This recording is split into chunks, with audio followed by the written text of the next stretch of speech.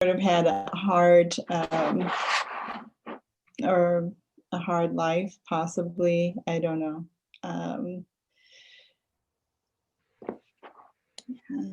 Wait, oops. Okay, something's happening with my screen. Is that? It's. I think it's. Today was moving the image. But yeah, I was in the camp of questioning boy, or the use of boy, just because of, up until the 60s, and it still is pervasive. The use of the term boy is derogatory, or to put someone, to keep a Black person in their place. And I personally collect a lot of old images of kids, and so I was just like, he's not a kid, he's at least an adult. And just for me, just like stories of my grandma who got married at 19 in the 40s, and how she was considered an old maid by then. So just thinking about, like, in the 1850s, like, at 14 years old, you were considered a man, like you had to go to work.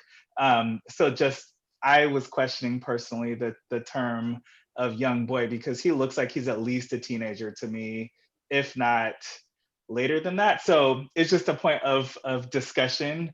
I don't have an answer. Yeah, I mean, Right. neither do I, right? And then at the same time, like, going back to what you said about the term boy, and it really depends on who has these photos, who labels these photos, right? And so it makes this question of kind of, is this, in archiving, what does that look like? Who's archiving these photos? So I think that time and time again, it comes up that our, Black boys look much older than their age. And a lot of times, that's also sometimes an excuse of treating them as for being, as an older man, or it's just it's definitely very, very interesting.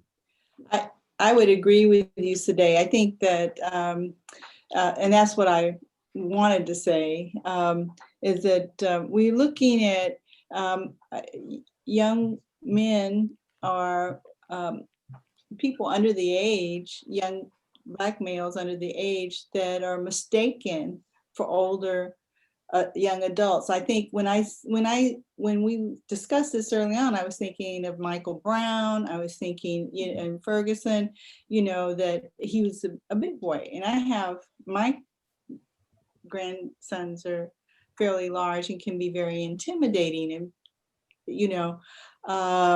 but they're young. He doesn't have facial hair.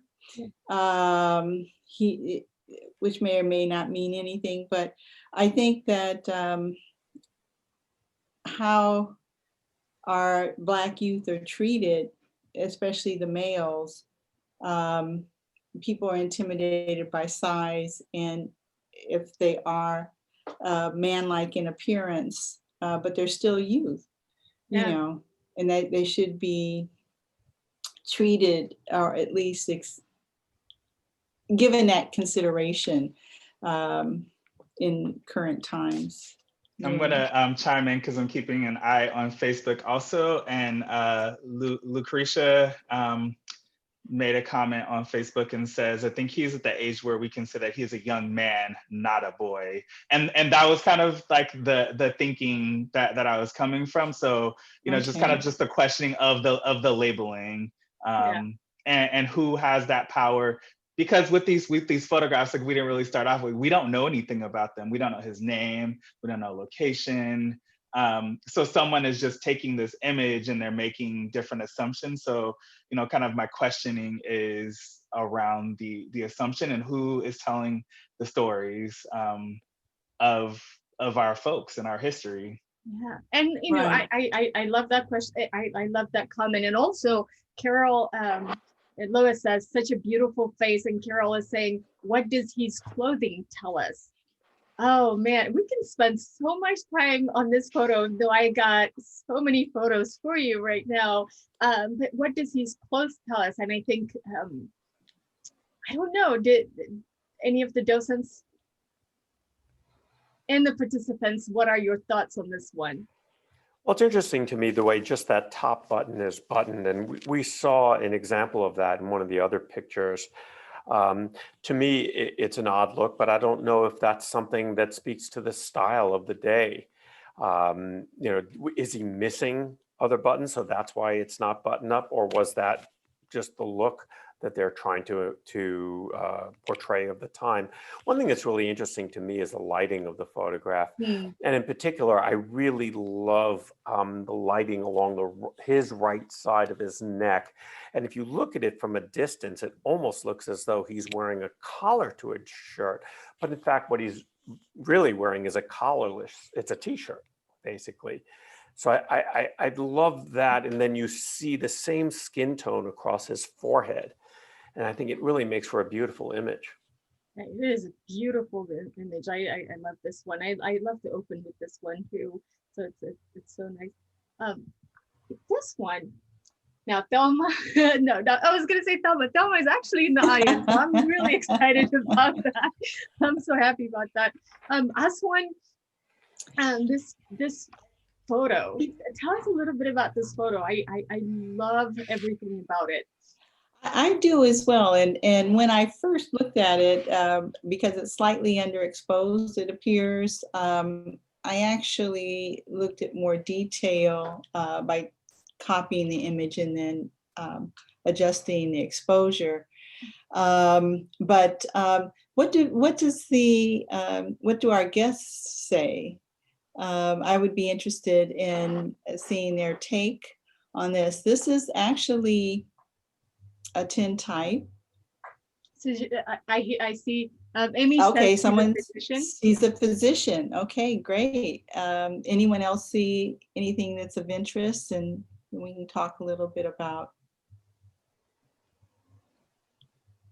Okay, so basically, I think this is a piece from the National Museum of American History and Culture collection,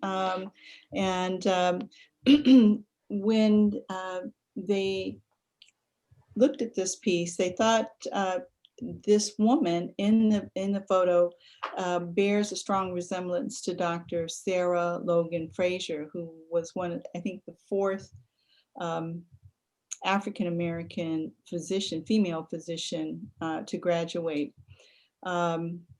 She was basically she specialized in OBGYN and pediatrics, and also was a mentor to Black midwives. But so we see her with a medical satchel.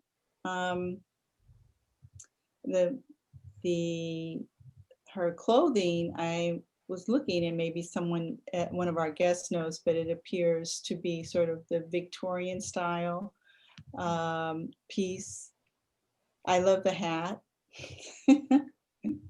It's almost as though it's a professional attire, maybe, for a physician during that time, a female physician.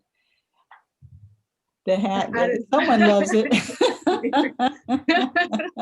It is. I love that hat. But I'm just wondering also, we looked at the image of the doctor the doctor, and it says that there is a resemblance, but I don't know. Did we agree that it could be her?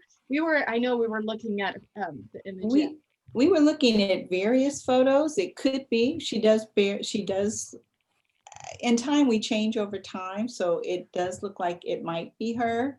But if not, I think Charlie was mentioning at about the time this photo was taken, there were about 100 or more Black female physicians at that time. Yeah, what's really interesting is that, at this time, it was so rare to see women, much less Black women, in medical school, that, maybe 20, 25 years earlier than this photograph was taken, Harvard had decided to admit one woman and 3 Black men.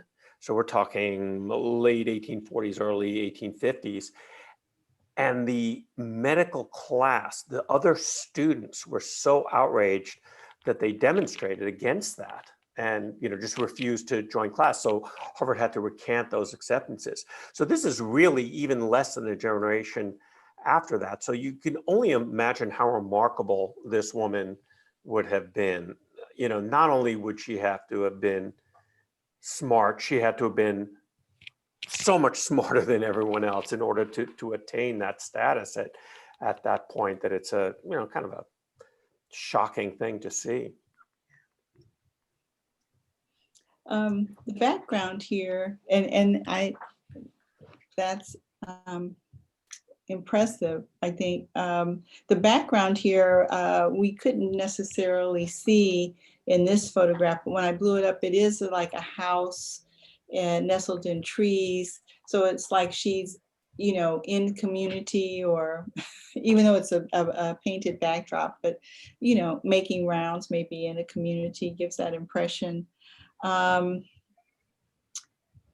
did I? Yeah. While you find that, I wanted to ask also, kind of, bring that up when Carol said, what does his clothing tell us for the previous photo? It's sort of, that if we didn't have the reference to the doctor that this photo resembles, the details that we pick up to tell us a story about the person's life. Just looking at us as we're sitting in our chairs, just looking at us, if a photo was taken and we were not identified, what kind of story would that tell? And that is really interesting to me, because from this we have deducted, like, she's a doctor, she's a physician. And then there's another photo, which I don't have here in the list, of that bag being used as a prop, like it was just sitting next to a man. And so I'm just wondering, it's a nice thing to think about, of how, what we put on tells a story. Right. And also, I think I agree with you today. I think also it talks about identity, how we identify ourselves. Is that what we create? And that's what we, again, are trying to portray. So very clearly that she's in the medical field practice. And again, her attire is very businesslike, or it would seem like, for that period. Right. I think we all need that hat in our lives. Right? Yes. Yeah.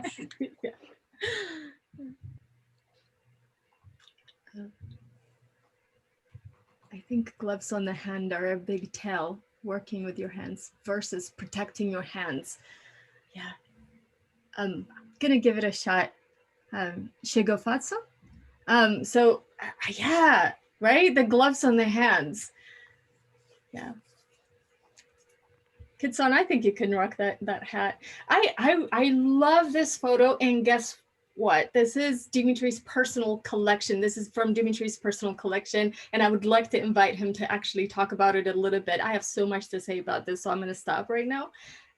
Woohoo! I mean, okay, so just kind of like just admit that I have a ridiculous collection of tintypes because I'm just obsessed with them.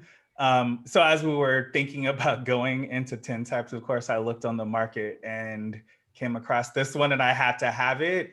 Like I was telling you guys, I spoke with an artist, Sophia Adeyemo Ross, a couple of weeks ago, and she was talking about rescuing things from the market and kind of protecting images of Black folks that are circulating. And so I felt compelled. This was maybe a day later, but I was so drawn by him because this is clearly a photograph of the women and the children on the fancy carriage, and he steals the entire limelight. You know, he is front and center. If you look at the woman in the back, we're about to lose her head, but she's looking at him. Someone pointed out that she's looking at him like, why is he posing like this?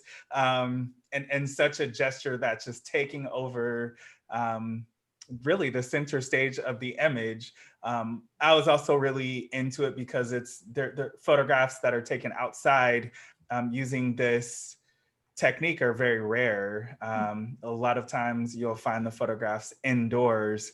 And so, just on wanting to imagine what, the lives are like. He is their driver. He is the one who takes care of the horses and takes them wherever they want to go. And so he, probably should just be a prop at this time, but he is refusing to be a prop and he's stepping out. And I love in this, one of the things that I love is how the horse is almost emulating his laid back posture. The repetition of the line there just really gets me every time. Yeah, oh, his jacket, it's just the way that he's standing and his shirt, everything about this photo is just fantastic. And I I've been focusing on the ladies, the women that are sitting in the carriage. That's they're just kind of like, what is this? Can you just stop, kind of thing, I just love that. Yeah, and I think, and Lucretia is also asking, she finds it interesting that he wasn't asked to move while the family was being photographed. What was his purpose? And I think, it's interesting because we often see these images when we're looking at this time period where Black people are a prop in the photograph. And I know we'll get to some of them. And, he was supposed to be in a position of service. And yeah, like Kitsan is saying, probably to hold the horses into place. But I think he was initially, it's just like having a person who's at your service and having them in the photograph shows your status, just like the horses show status, just like the carriage and their clothing show status. But I think this is one of those, for me at least, the way I want to think of it is this is a moment where he takes his own agency and he's like, I'm not gonna be a prop, and he steals the entire photograph from them. So like very much like last week where we had the hidden witness. Yeah. Yep. Oh, yeah.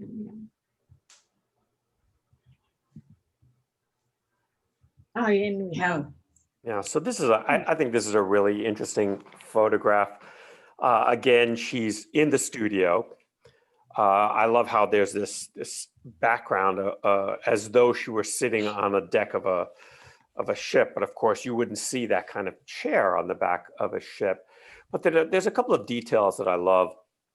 And, sometimes artists, photographers, they'll find these patterns deliberately.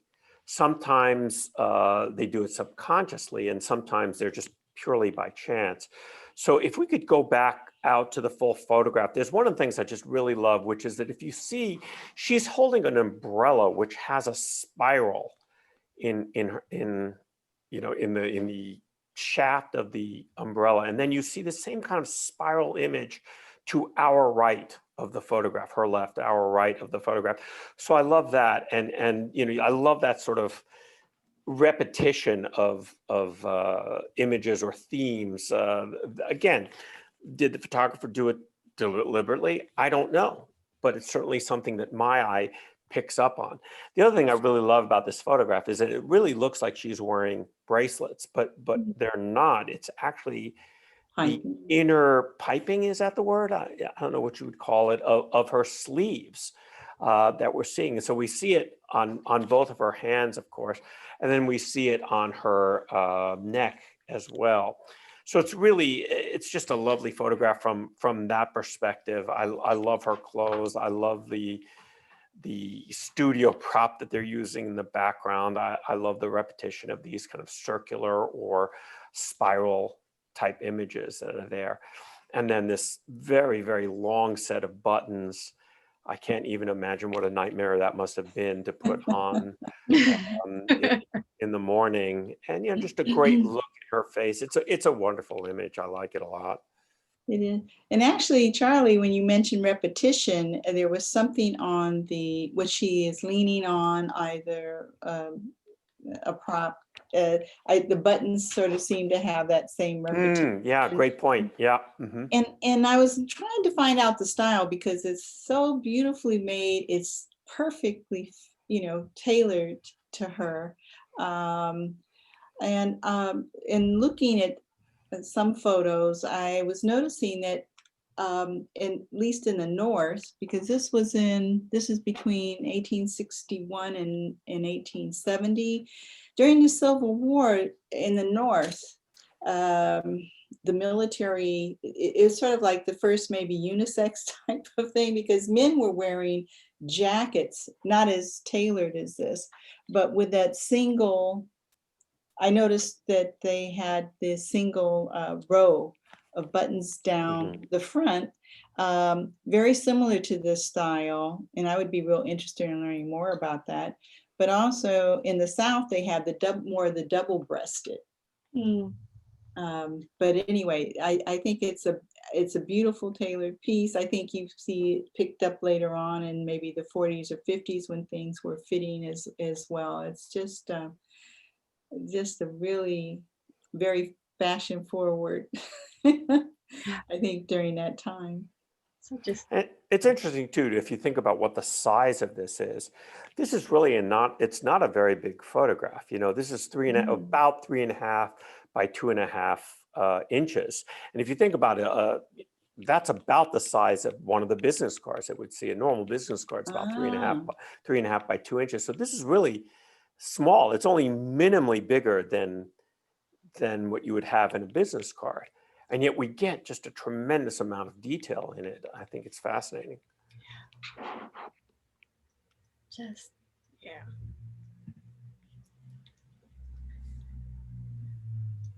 Naomi, you want to introduce us to this photo? Yeah, so it's a portrait of two young women. And in our meeting previously, Dimitri and I were talking about how it reminded us of Saidiya Hartman's book, Wayward Lives, Beautiful Experiments. And basically Did you repeat the title, Naomi? Yeah, Wayward Lives, Beautiful Experiments. Intimate histories of riotous Black girls, troublesome women, and queer radicals. And yeah, so when I see this picture, I'm thinking of like how Black portraiture was used in this sort of like post Civil War era as a way of like, self-fashioning, as we talked about, and like creating agency. I think it's a bit different. I'm really interested in the comment Dimitri made about the man in the picture with the horse like stealing agency, and how, if at all, that can apply to this picture, especially because it's taken in a studio. Like, how did they get? I'm like wondering, how did they get to that studio? Do they know each other? Like, was it a choice, or were they coerced? I don't know if other people would be interested in why this photo was created. I know, and I wish we had a fashion expert amongst us, because I always want to know about the fashion, because I think at this time you can tell a lot about if you know, like the fabric that they're using, the styles can tell you what region they're in, sometimes the particular state. I don't know anything about fashion though. So, but I think in contrast to the image we saw before, it's not as, their clothing is not as urbane, like it doesn't feel like New York City. It feels somewhere else, and I don't know where.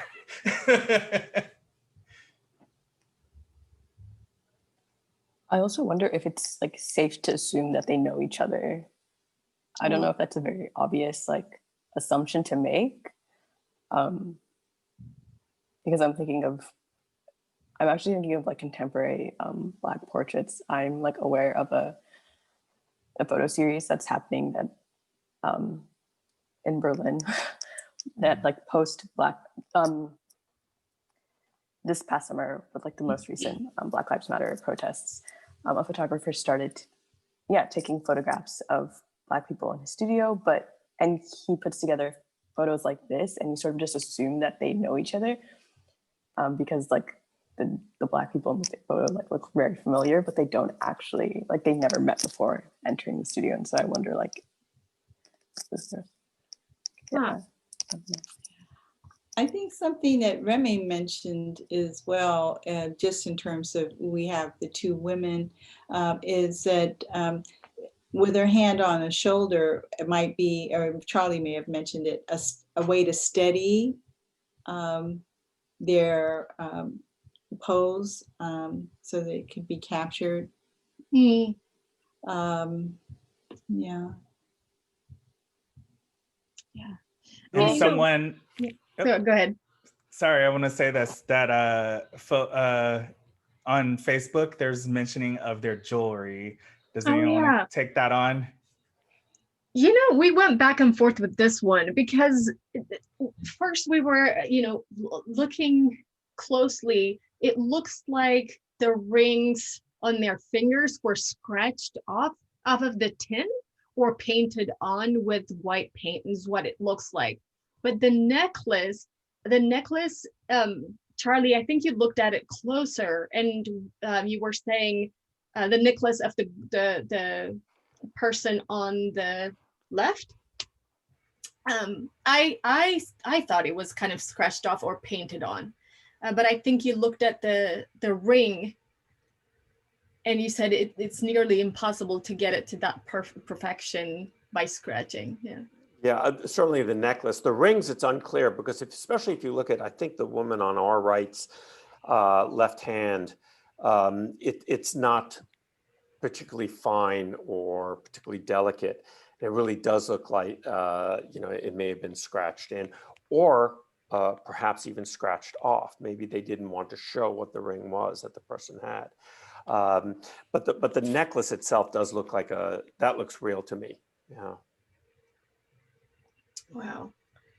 Yeah. And the girl, this is from Kitsan. The girl on the left looks exactly like a person I know, a woman that I know. Okay, whatever fashion of the day or region, Black women would be well versed in fashion of the day as they did most of the sewing of these garments. And that's from Kitsan. Thank you for that.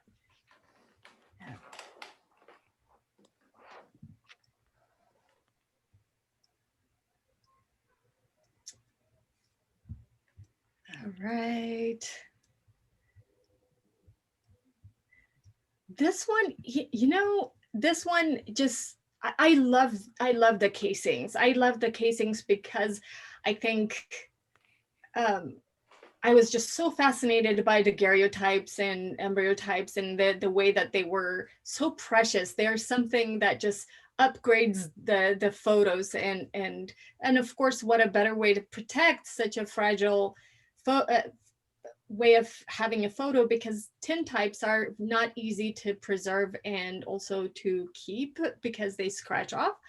So it's such a nice way to keep this photo. But what fascinates me the most about this one is that, I think a lot of things came up, but for me is, what is he reading?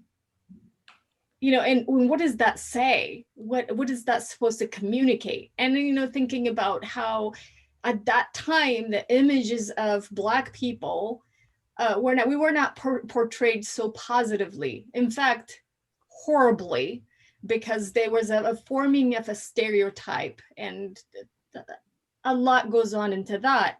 But I think there's also the Frederick Douglass idea of the picture portraying us as, as people like them, right? So in thought, in reading, well dressed. And so it just kind of reminds me of that, but I want to hear your thoughts. I love that Kitsan is pointing out. This was my whole thing that I was stuck on when we first looked at these. Of like, so Kitsan's talking about, the props are very interesting. This tree stump and this bench made out of branches, and so my interpretation was like, I just find that there's a contradiction because they're dressed, in such posh style, and then you've got this tree branch, which often you don't see, and so again, for me, you don't see that often. You usually see like what we see before, the velvet lined and tasseled furniture or props, or the finely carved wooden table or something. So I want to know about place again with this one.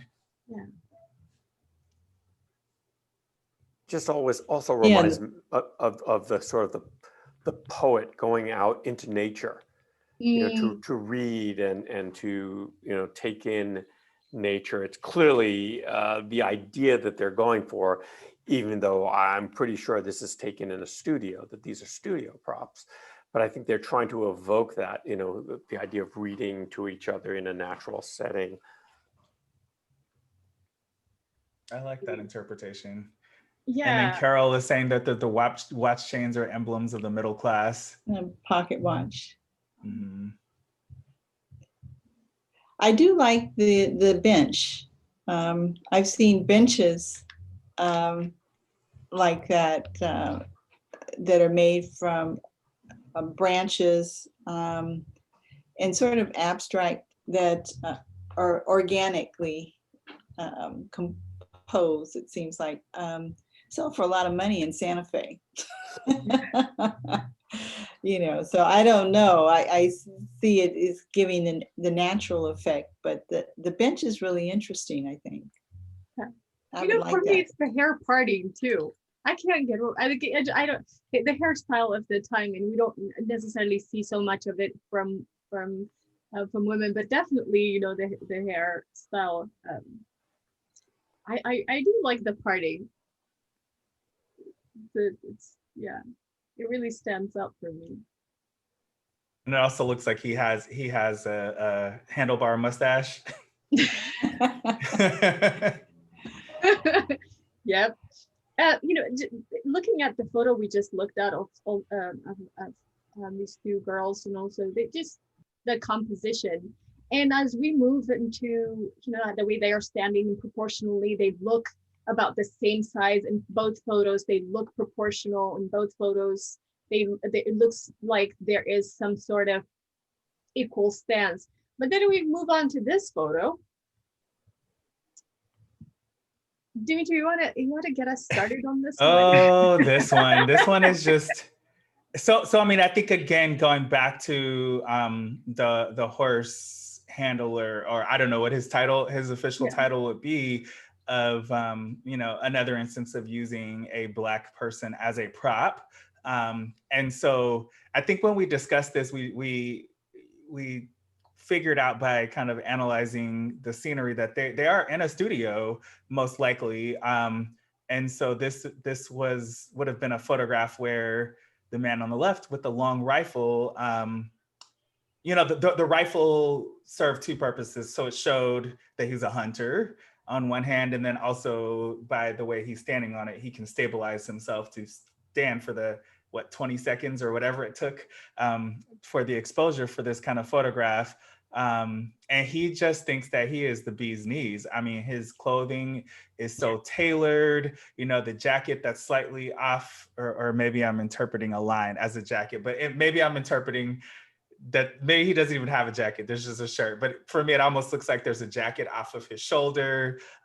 He's got this hat on and he's looking very confident. But behind him, he's got this young African-American boy with what Remy called was I guess when you go hunting, Remy is from England. Like they do such a game bag, yeah. Like it's a game bag for, when you go get your goose.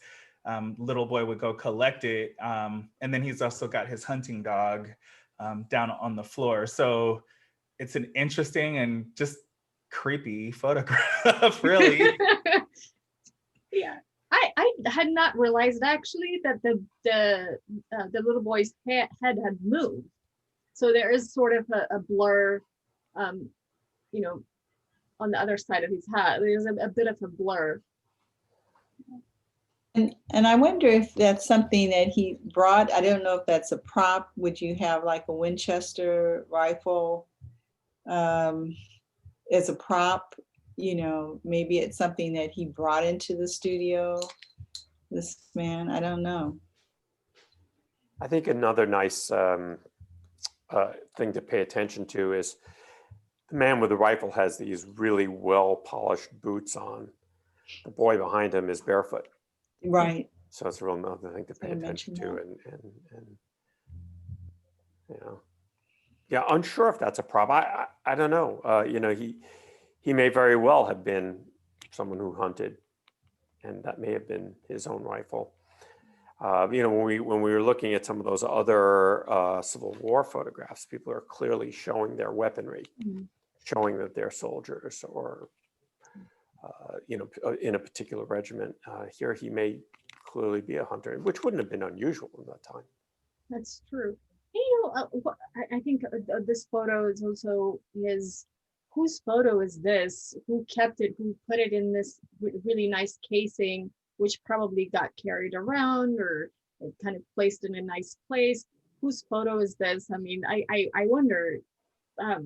This is my hunting photo. I wonder what the person would tell. Also, as a story to show this photo, you know how you open a photo album and just kind of see these things. So that's yeah, that is. Oh yay! this is my photograph, and you know what? I'm so I just have to share a little story about how I'm excited. So you guys know I'm obsessed with Dr. Deborah Willis, who, if folks don't know her, she is really the preeminent photo historian for African American photographs, and really the one that she's the person who got me interested in collecting. So she has a book coming out about Civil War soldiers, and it is being released by New York University Press in January. And this exact photo is the cover that she is the photo she chose. Wow. Right? And so so that's a fact, so folks can pre-order it like I did today.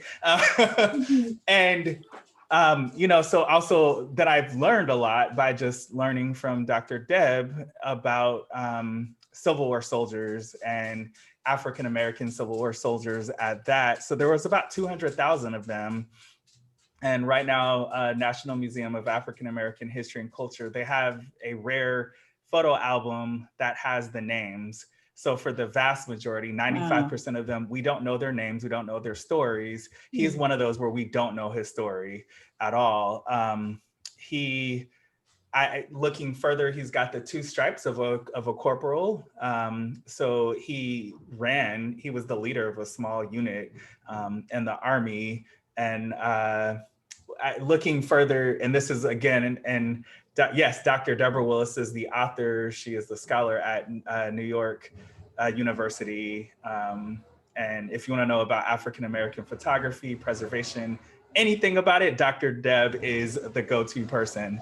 So we thought that there was a 20 on his belt buckle. Well, Dr. Deb says that it's actually, sorry, my neighbor is doing the weed blower right now, that it's actually a US. And so because, because the tintype is a reverse, they have it on the, interesting. so it says US, and that identifies that he is a Union soldier. And just kind of looking into it, you know, there's an interesting history when you think about Union soldiers, Black Union soldiers, and the fact that, you know, they could start training in 1862, but it wasn't until Abraham Lincoln signs an agreement to allow Black soldiers into the Union Army that in 1863, they start to enroll and enlist. And also, one of the things that I found out from Dr. Deb is that if you were a slaveholder in the South, you could be paid up to $300 to allow your enslaved man to register for the Army. So just an interesting moment in history to think about. Like these people, it's like you're freed from slavery to go fight, and you know the bloodiest war to date at that point. And photography, you know, this was the first tragedy in American history where photography was available. So we have so many images, most of them of the bloody battlefields, but then that one, or these two, are of high-ranking officers. If we could go back for just a second, there's a comment that Kisan's making about how the case, about it being very elaborate, flags, eagles, and then the E pluribus unum that you see on there. And it really is a beautiful case. Wow. And And more Charlie, you had preserved. done some research on the gun also. Yeah, this is apparently a naval gun, and I don't know why he would be using that as a soldier. But we were looking up the type of gun that it is. You know, it's a standard. I think it's a 6-shooter revolver is what it is. But it's noted as a naval revolver. You know, I don't know if it's any relation to the image or the casing. The flower just reminds me of the flower on the velvet, carved out on the velvet, reminds me of Forget-Me-Nots. So it's a beautiful photo. And of course, I love the metaphoric idea of that too, Yeah. right? Yeah, Could be the last image that you have of that person. that's true. Yeah. True. Another one of Dimitri's photos, or Dimitri's personal collection.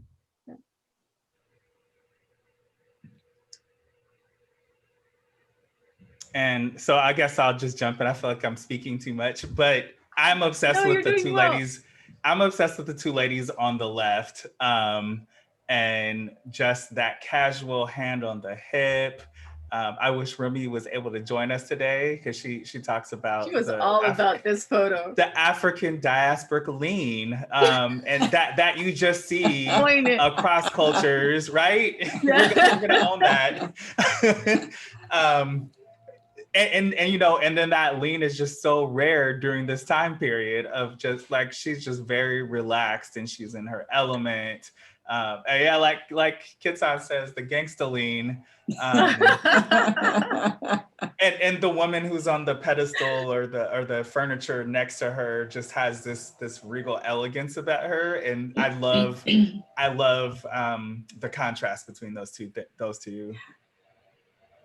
I also love the fact that the women the 3 women on our right are looking off over their left shoulder. The standing woman is really looking at the photographer. It's a nice look.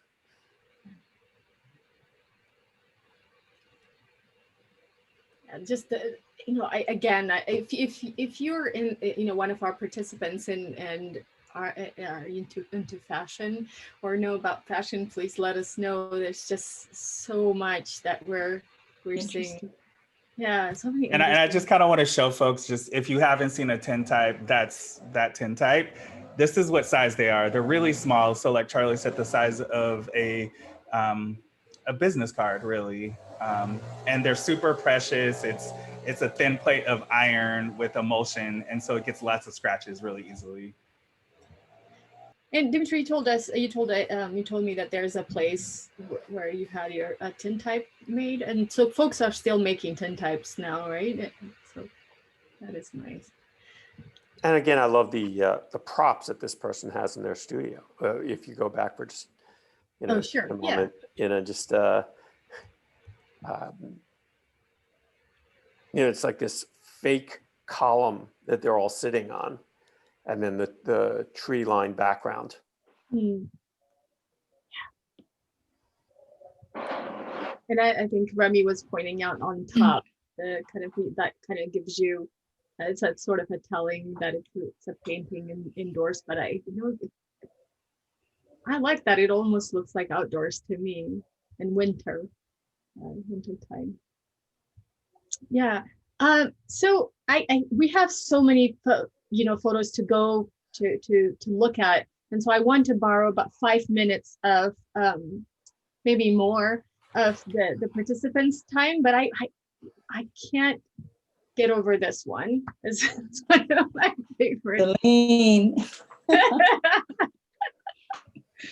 Would we call this the African diasporic lean? I don't know.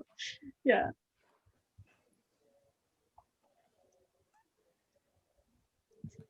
So there's the hat again, and again, we this is actually really dapper. It's the photograph of Washington James.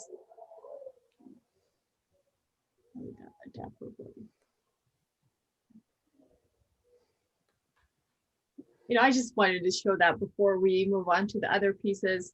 It's just a beautiful, just calm.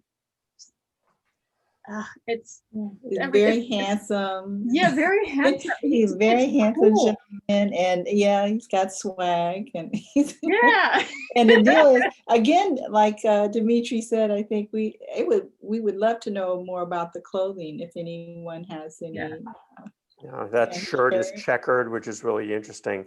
And of course, that collar, I mean, the only thing that would be more uncomfortable would be if you were living in Holland, you know, in the 15th century, and you had to wear one of those huge collars around. I mean, to me, that's the only thing that could be more uncomfortable than this. I mean, you can only figure out how much starch they used to use that in order to get to stand up straight like that. Yeah. Yeah. Not the comfy turtleneck.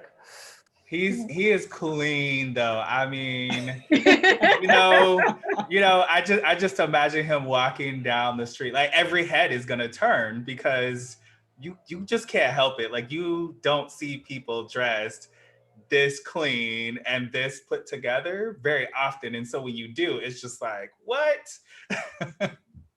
Time to bring it back.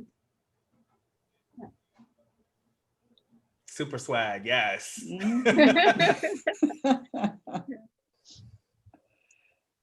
Yeah, speaking of swag, we have one more. This was Remy couldn't be here with us today, but this was our favorite right here. I can almost think of, yeah, I could almost hear her talking about this, but yeah, this is, I mean, there's so much to say about this. The dress. I personally have never seen a dress like this.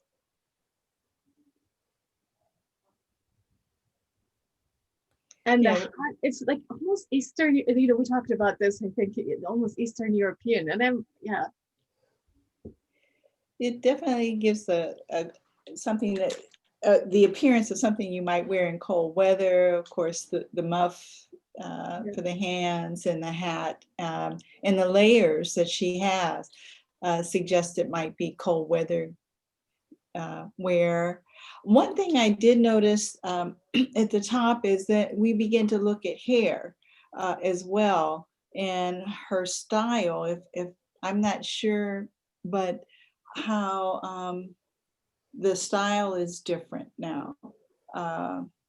Yeah. I don't know if you have a close-up of her face. You know, I don't think I have a close-up of her Yeah, face. but she has It's a little bit- bangs. It looks like bangs and Yeah. just sort of different. But while we're down there, you can see that he's got, I'm assuming the photographer said it may be a woman, I don't know. But there's like this rug, it looks like it's like cowhide, which of course it's, you know, it's a prop, it's a studio prop. It's just, you know, then you've got this Western style fence. It's pretty hilarious, really. So there's the wood again, Dimitri. Yeah, and also Lucretia is saying also it's the props don't necessarily match the clothing style. And for me, I'm just like I want to know where this is, and in my head, this photo studio, maybe it's only in my head, and I've never been there, but I want to say that this is like Arkansas because it just, you know, the pine wood that the fence is made of, and knowing that this is a prop, but you know, it's just like. I know in New York City, in Manhattan or whatever, or in Harlem, they would not have had this prop. I would imagine that they wouldn't. So like, where is this? And then I wonder, Aswan, you're talking about the double-breasted being breasted for the South, yeah. Yeah, so then it makes me think of that and kind of, you know, the Western frontier type of territory. I don't know, Oklahoma even. It is, I mean, that's a lot of fabric. It is. I just remember Remy mentioning that's a lot of fabric. That's a lot. I mean, you can't walk fast wearing that. It's just. Here we go to the hair. Be dainty and yeah, and there's the hair. I don't know as one. I think yeah, you're right. It's bang and it's kind of smoothed down. Yeah, and the hat.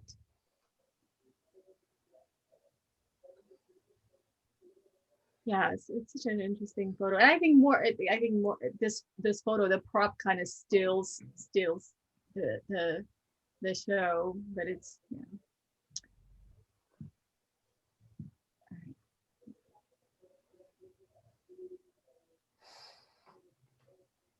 I think that this is a really interesting photograph for a number of reasons. For one thing, I just love the idea of triangles. You know, like, so you have this triangle that's formed by the central woman, her head being taller than the other. So you get this kind of triangle, but you also get almost like a three-dimensional triangle if you think about how she's seated really more forward than the other two. And it's unclear, you know, unfortunately with so many of these photographs, we don't really know what's really the story. So for example, is this a mother with her children? Is it sisters? Are they completely unrelated? You know, we really don't know. But there's a couple of interesting things about this photograph, I think. For one thing, her hands are leaning on what looks like to be either a box or a book. And it's a little hard to tell what it is, but you know, Remy was also talking about that with the prior, Remy in our prior discussion. She's not here today, but was, you know, talking about how, or maybe it was Osman, you know, how you use these props as a steadying agent, that it keeps you from moving quite so much. So I think that that's really interesting, but I also find it really interesting how she's kind of tilted to our left. Yeah. She's leaning to her right. And it really makes me think of what the photographer was thinking when they took this photograph. Like, you know, if it were me, I probably would have said, let's have you sitting a little straighter, you know, and yet she's leaning to one side. And, you know, these are just conjectures, but I love to think about what that might mean. You know, did she have some reason that she had to lean that way? Was she just leaning that way because she was tired? Or, you know, there's lots of things, interesting things to look at in the photograph. And I love the contrasting materials that you see out of what they're wearing. I think that's fascinating as well. Yeah, I think that adds to the dimensionality that you were speaking to when you began speaking of this piece. I also like the nice tint that they use, in addition to you know, highlighting, say, the red bow, or the other young lady has a brooch, I think, on our right. And it might be that that's slightly off or skewed because of, it would be interesting if you could readjust the image or the photograph within that frame. Might help to offset some of that lean. I don't know. Yeah, it's also interesting because you see that their faces are tinted. Right, I like that. And really subtly, and when I say subtly, it may well have been that, you know, 70, 80 years ago, it wasn't quite as subtle, and that over time these have faded. But it's really this really nice subtle colorization of the face. And then you can also see the subtle gilding of the rings on their finger. And of course, the girl on our left has that red bow. That's, you know, that wouldn't have been in the original photograph because photographs wouldn't have picked up color. But it's just interesting what and how they choose to make those images more captivating for us. You know, what do we put our eye on? Right. You know, there's a question of, is that a purse or a Bible? You know, we went, I think it's a Bible or some type of thick book that's, you know, that she's holding. I think also, you know, there was other people were saying it's a purse or a box. And so I really can't tell, but my assumption that is it's a Bible. But then again, it's my assumption given the time. So yeah. Or we also have a hymnal as well as a possibility. Yeah, absolutely. All right. Well, we have a couple more, and that's pretty much it. That would include conclude today's talk. By the way, this was taken just right after, it was 4 days after July 4th. So, just post-Independence Day in, I think, 1883, I think was the year of the Wow, photograph. yeah. Interesting. And what I like about this one is the background. I love the background of this one because of the wind. I can feel the wind. I can see the wind moving the trees and for the exposure. And I know Remy points out, the barefoot children, and how they're not wearing shoes, and also just the way each one of them, if we were to draw a line of where they're looking, I have 4 of them looking directly at us, directly at me, and the person in the middle, I'm assuming, is the mother, and looking away. It's just it's such a rich pose. And Remy sent us an article today about how photo poses were happening at the time. So it is consistent with the time of how the photographer would tell you to look, one person to look this way, the other person to look another way. But it's such, I just love this photo. What's wonderful about it too is that the older children who would be able to follow directions have clearer faces. Yeah. But the youngest child has moved a little bit.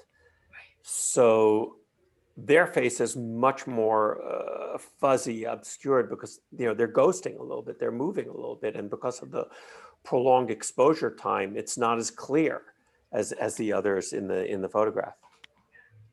I also really like that, again, like I said, this is a rare outdoor photograph of the time, and you can just tell by them they're not the upper middle class. So most of the photos that we see are people who clearly have the wealth that they want to show off.